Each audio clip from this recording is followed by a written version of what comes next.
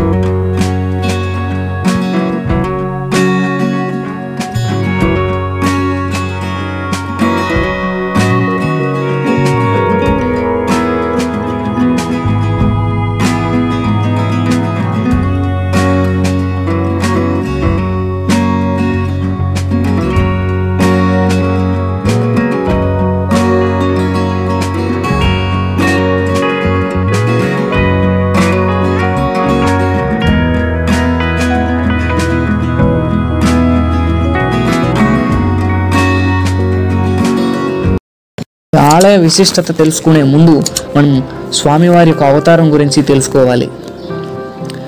అవతారం గురించి తెలుసుకోవాలంటే మనం పురాణంలోకి వెళ్ళాలి. పూర్వం పార్వతీ పరమేశ్వరులు ఉండేవారు. ఆ పార్వతి యొక్క తండ్రి దక్షుడు. ఆ దక్షుడు యాగం చేసేటప్పుడు అందరికీ సకల దేవతలను, ఋషులను, మహర్షులను అందరినీ ఆహ్వానించి ఈ శివుడికి ఆహ్వానం ఇవ్వలేదు, అసలు పిలవలేదు శివుడిని. అయినా పర్లేదు మా తండ్రి అని చెప్పి పార్వతి ఆ దక్ష యాగమునికి వెళ్తుంది. వెళ్ళిన పిమ్మట ఆ దాక్షుడు కానీ, తన భార్య కానీ, ఈ పార్వతి యొక్క తోబుట్టువులు కానీ, అక్క చెల్లెళ్ళు ఎవరు కూడా పార్వతికి పిలిచి మర్యాదలు చేయకపోగా ఆమెను అవమానిస్తారు. ఆ అవమానం తట్టుకోలేక పార్వతి ఆత్మహత్య చేసుకుంటుంది. ఆ విషయం తెలిసిన పరమశివుడు కోపంతో ఆయన విలయ తాండవం చేయగా ఆ ప్రళయ తాండవంలో నుంచి ఉద్భవించాడు ఈ భద్రకాళి సమేత వీరభద్రుడు. పరమశివుని జటాజూటము నుండి ఆవిర్భవించిన వాడే ఈ ప్రళయకాల వీరభద్రుడు. ఆ నాట్యము నుండి ఆ కోపంలో ఆవిర్భవించిన వాడు కనుక ఈయనకి ప్రళయకాల వీరభద్రుడు అని పేరు. మరి శివుని ఆజ్ఞ మేరకు ఈ వీరభద్రుడు దక్ష యాగమును ధ్వంసం చేసి దక్ష సంహారణం చేశాడు. తన కర్తవ్యము ముగించుకొని భూలోకముకు పరమశివుని పుణ్యక్షేత్రాలన్నీ దర్శించుకుంటూ వస్తున్నాడు. మరి చిట్ట చివరకు మహామహిమానుతుడైన మాండవ్య మహాముని తపోబలము చేత పునీతమైన ఈ ప్రాంతము మాండవ్య నది తీరమున ఉంది. ఆ ప్రాంతమే ఈ రాయచోటి.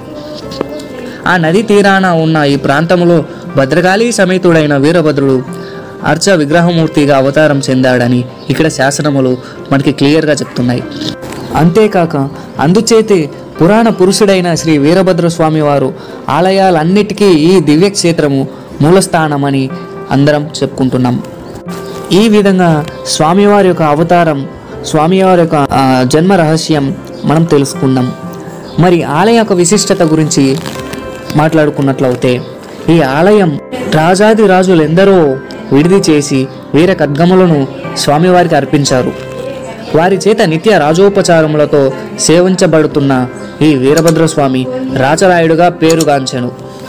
ఆ రాచనాయుడుగా పిలువబడుతున్నాడు కాబట్టి వీరభద్రస్వామి ఈ ఊరికి రాచవీడు అని పేరు. అందుచేత ఈ ప్రాంతం అంతా రాచవీడుగా పిలువబడింది. కాలక్రమేణా ఈ రాచవీడు రాయచోటిగా మారింది. కడప నుండి 50 కిలోమీటర్ల దూరంలో ఉంది ఈ రాయచోటి. కడప నుంచి రాష్ట్రంలోని ప్రతి ఊరు నుంచి డైరెక్ట్గా నేరుగా బస్సులు ఉన్నాయి ఈ రాయచోటికి.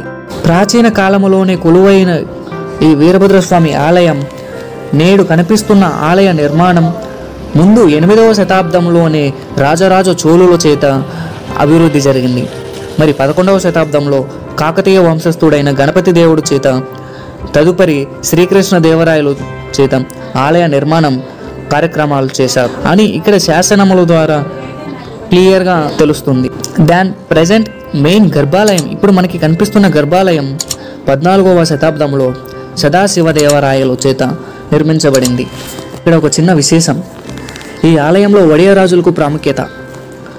1000 సంవత్సరాల ప్రసిద్ధి ఆలయం దోచుకోబడుతున్నప్పుడు ఆ ప్రయత్నాన్ని అడ్డుకున్నారు ఈ వడియరాజులు, అందుకే వారికి అంత ప్రాధాన్యం. మరొక విశేషం ఈ ఆలయానికి, స్వామి వీరశైవులకు ఇలవేల్పుగా వెలిసినాడు. శ్రీశైలం తదుపరి ప్రధాన స్థానం ఈ దేవాలయం. మన భారతదేశంలోని శైవులకు ఇలవేల్పుగా వెలిసిన శ్రీ వీరభద్రస్వామి ఆలయం. మరొక విశేషం, ఇక్కడ ప్రతి సంవత్సరం మార్చి 27 నుంచి వరుసగా 5 రోజులు సూర్యకిరణాలు నేరుగా స్వామివారి పాదములపైన, గర్భాలయంలో ఉన్న స్వామివారి పాదములపైన పడటం అమోఘం, అత్యంత ఆశ్చర్యకరం. ఇంతటి ప్రసిద్ధమైన రాయచోటి వీరభద్రస్వామి వారి ఆలయం ఎన్నో మహిమల కల దేవస్థానం. ఎంతో మహిమాన్వితుడైన దేవుడు ఈ రాయచోటి వీరభద్రుడు. కోరిన కోరికలను తీరుస్తూ వస్తున్న భద్రకాళి మరియు సమేతుడైన వీరభద్రుడు. ఈ వీరభద్రుడు వీరత్వానికి చిహ్నం.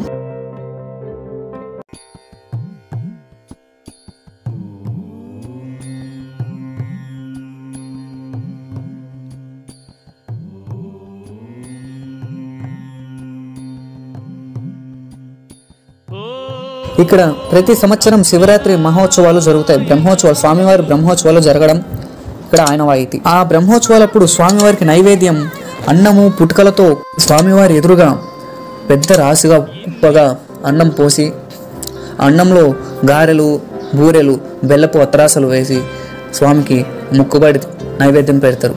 ఒక పొద్దుతో వీరశైవులు ఆ నైవేద్యం సమర్పించి ఒడియరాజులు తీసుకున్న తర్వాతనే మిగతా భక్తులందరూ తీసుకుంటున్నారు. భారతదేశంలోని ప్రథమ స్థానం, మూలస్థానమైన దివ్యక్షేత్రము ఈ వీరభద్రుని ఆలయం. మరి మూల విరాట్గా కొలువై ఉన్న ఈ వీరభద్రస్వామి ఆలయమే శ్రీ భద్రకాళి సమేత వీరభద్రస్వామి ఆలయం. ఇక్కడికి దేశంలో నలుదిక్కల నుంచి భక్తులు రావడం విశేషం. కర్ణాటక, తమిళనాడు, మహారాష్ట్ర, తెలంగాణ నుంచి ఇక్కడికి భక్తులు రావడం, ఈ ప్రాంతాల నుంచి భక్తులు వచ్చి స్వామిని దర్శించుకోవడం, ప్రతి సంవత్సరం వేల మంది భక్తులు రావడం విశేషం. తిరుపతిలో కార్ పార్కింగ్ సౌకర్యం కలిగిన అతి పెద్ద multi branded linen cloth showroom SLV fashions. అన్ని బ్రాండెడ్ క్లాత్స్ మరియు రెడీమేడ్స్ ఒకే చోట. చేయండి ఎస్ఎల్వి ఫ్యాషన్.